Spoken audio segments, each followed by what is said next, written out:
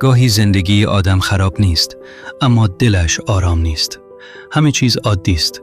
صبح بیدار میشوی، میروی سر کار، برمیگردی خانه، غذا میخوری، کمی فیلم میبینی، گوشی را چک میکنی، بعد میخوابی. فردا دوباره همین، پس فردا دوباره همین، هفته بعد دوباره همین. و کم کم یک سوال عجیب در دلت پیدا میشود. خب که چی؟ یعنی زندگی همین است؟ یعنی قرار است تا آخر عمر همین کارها را تکرار کنم؟ کار کنم، برگردم، غذا بخورم، بخوابم و فردا دوباره از اول؟ این سوال شاید برای بعضی ها ساده باشد، اما وقتی از ته دل بلند شود آدم را تکان می دهد. چون آن لحظه فقط خسته نیستی، فقط حوصله‌ات سر نرفته، فقط دنبال تفریح بیشتر نیستی. انگار یک چیزی درونت می گوید من برای این تکرار بی پایان به دنیا نیامدم. زندگی باید بیشتر از این باشد.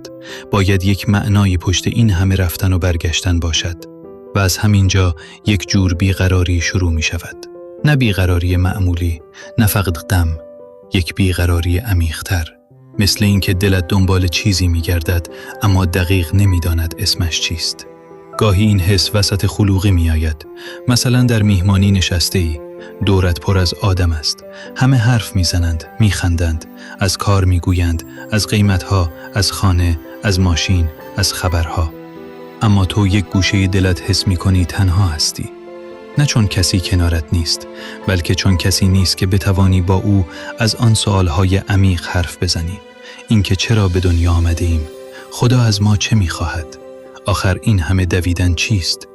آدم کجا واقعا آرام میگیرد؟ گاهی هم شروع می‌کنی با کسی درباره این چیزها حرف بزنی، اما می‌بینی حوصله‌اش را ندارد. موضوع را عوض می‌کند، شوخی می‌کند یا می‌گوید زیاد فکر نکن، زندگی همینه دیگه. و تو بیشتر احساس تنهایی می‌کنی. اما شاید مشکل از تو نیست. شاید تو فقط از آن آدم‌هایی هستی که دلشان یک سوال جدی‌تر دارد. همه آدم‌ها در یک زمان بیدار نمی‌شوند. بعضی‌ها سالها با همان ظاهر زندگی راضی‌اند. کار، خانه، سرگرمی، حرف‌های روزمره. اما بعضی‌ها یک روز وسط همین زندگی می‌ایستند و می‌پرسند من واقعاً برای چه آمدم؟ مولانا مثنوی را از همین جا شروع می‌کند، از یک درد پنهان، از یک دلتنگی عمیق، از صدای نی. می‌گوید بشنو از نی چون حکایت می‌کند، از جدایی‌ها شکایت می‌کند. مولانا نمیگوید اول حرف بزن، نمیگوید اول جواب بده، میگوید بشنو، یعنی اول گوش کن. به چی؟ به آن صدایی که از درونت بلند شده، به همان بیقراری، به همان سوال، به همان حس عجیبی که میگوید زندگی فقط این نیست. نی در نگاه مولانا فقط یک ساز نیست، نی شبیه انسان است. نی یک روز در نیستان بوده، در اصل خودش بوده، اما وقتی از نیستان جدا شده درونش خالی شده و از همان خالی بودن صدا پیدا کرده. صدایی که شبیه ناله است، شبیه دلتنگی است، شبیه شکایت از جدایی است. مولانا می‌خواهد بگوید انسان هم همینطور است. وقتی انسان از اصل خودش دور شود، درونش صدا پیدا می شود. گاهی این صدا خودش را با اشک نشان می دهد، گاهی با خستگی، گاهی با عصبانیت، گاهی با بی‌حوصلگی، گاهی هم با همان سوال ساده خب که چی؟ این همان درد جدایی است. درد جدایی یعنی آدم در ظاهر زندگی می کند، اما در عمق دلش حس می کند خانه‌اش را گم کرده. خانه دارد، اما دلش خانه ندارد. کار دارد، اما قرار ندارد. آدم دورش هست، اما همزبان ندارد. روزهایش پر است، اما دلش خالی است. این حس را نمی شود همیشه با خرید، فیلم، کار، سفر یا گوشی خاموش کرد. شاید برای چند ساعت حواست پرت شود، شاید چند روز سرگرم شوی، اما اگر سوال معنا در دل آدم بیدار شده باشد، دوباره برمی گردد. چون دل انسان فقط با سرگرمی زنده نمی ماند. دل معنا می خواهد، دل حقیقت می خواهد، دل خدا را می خواهد. ما گاهی اشتباه می کنیم. وقتی دلمان بیقرار می شود، فکر می کنیم باید زندگی را شلوغ‌تر کنیم، بیشتر کار کنیم، بیشتر ببینیم، بیشتر بخریم، بیشتر حرف بزنیم، بیشتر خودمان را سرگرم کنیم. اما بعضی وقتها دل ما شلوغی نمی‌خواهد. سکوت می‌خواهد. توجه می‌خواهد. برگشتن می‌خواهد. مثل کسی که راه خانه را گم کرده. اگر برایش موسیقی بلندتر پخش کنی، راه را پیدا نمی‌کند. اگر او را سرگرم کنی، شاید چند دقیقه یادش برود، اما آخرش باز می‌پرسد خانه کجاست؟ دل انسان هم همین است. وقتی از خدا دور شود، یک جایی آرام نمی‌گیرد، حتی اگر زندگیش از بیرون خوب باشد. این به معنی ناامیدی نیست. اتفاقاً می‌تواند شروع بیداری باشد، چون هر کسی این سوال را جدی نمی‌گیرد. خیلی ها وقتی دلشان چیزی می‌پرسد، سریع صدایش را خاموش می‌کنند. با گوشی، با کار، با شوخی، با حرف‌های روزمره، با فرار از تنهایی. اما بعضی ها می‌ایستند، گوش می‌کنند و می‌گویند این صدا از کجاست؟ چرا دلم دنبال چیزی بزرگتر است؟ چرا هیچ چیز معمولی برایم کافی نیست؟ اینجاست که حرف مولانا معنا پیدا می‌کند. بشنو از نی، یعنی از صدای درونت فرار نکن. شاید این بیقراری دشمن تو نباشد، شاید راهنمای تو باشد. شاید آمده تا تو را از خواب عادت بیدار کند.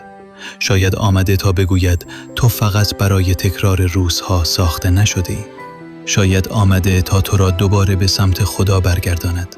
چون آرامش واقعی این نیست که هیچ مشکلی نداشته باشی. آرامش واقعی این است که وسط همین زندگی بدانی تنها نیستی. بدانی خدا نزدیک است. بدانی روزها فقط تکرار نیستند. بدانی حتی کار ساده، حتی خانواده، حتی خستگی، حتی سکوت شب میتواند راهی باشد برای نزدیکتر شدن به خدا.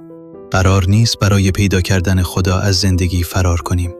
قرار نیست کار را رها کنیم. قرار نیست از مردم دور شویم.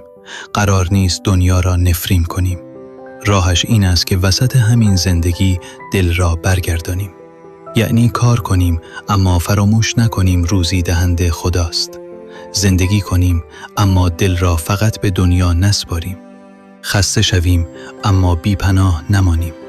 سوال داشته باشیم اما از خدا دور نشویم. گاهی برگشتن به خدا با یک جمله شروع می شود. نه جمله‌ای سخت، نه دعایی طولانی، فقط صادقانه خدایا دلم آرام نیست، اما میدانم بدون تو آرام نمی شود. همین. گاهی همین جمله اگر از دل بیاید یک در را باز می کند. خیلی ها فکر می کنند باید اول کامل شوند بعد به طرف خدا برگردند. می گویند من هنوز اشتباه دارم، هنوز حواسم پرت می شود، هنوز آن آدمی نیستم که باید باشم. اما خدا فقط خدای آدمهای کامل نیست. خدا خدای دلهای خسته هم هست. خدای کسانی که راه را گم کرده اند هم هست. خدای آدمهایی که وسط زندگی ایستادند و میگویند خدایا من جواب همه چیز را نمیدانم، اما میخواهم راه را پیدا کنم. شاید همین سوال خودش شروع راه باشد.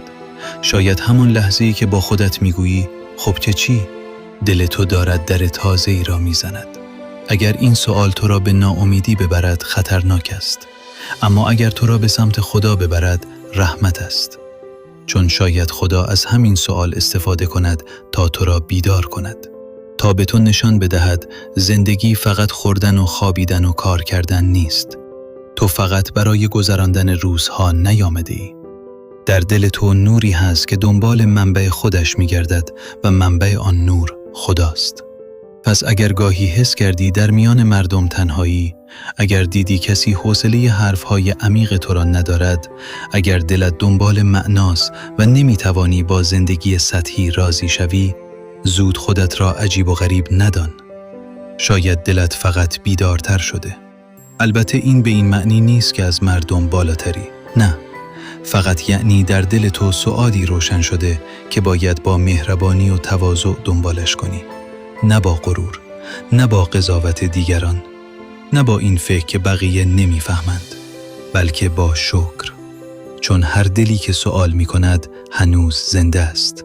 هر دلی که دنبال حقیقت است هنوز راه دارد. هر دلی که از جدایی می نالد هنوز امید برگشت دارد. این شاید اولین پیام مثنوی باشد. صدای بیقراری دلت را خاموش نکن. آن را بفهم. آن را به طرف خدا ببر.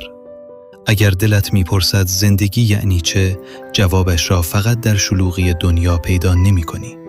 باید گاهی بایستی، گوش کنی و مثل نی از درون خودت صدای جدایی را بشنوی. شاید آن صدا دارد میگوید من خانه میخواهم، من معنا میخواهم، من خدا را میخواهم. و خانه دل خداست. خدایا، اگر دل ما در تکرار روزها گم شده، بیدارش کن. اگر از اصل خود دور افتاده ایم، ما را برگردان. اگر در میان جمع تنها مانده ایم، خودت هم صحبت دل ما باش. اگر سؤال معنا در جان ما روشن شده، آن را با نور خودت جواب بده و به ما یاد بده صدای نی را بشنویم.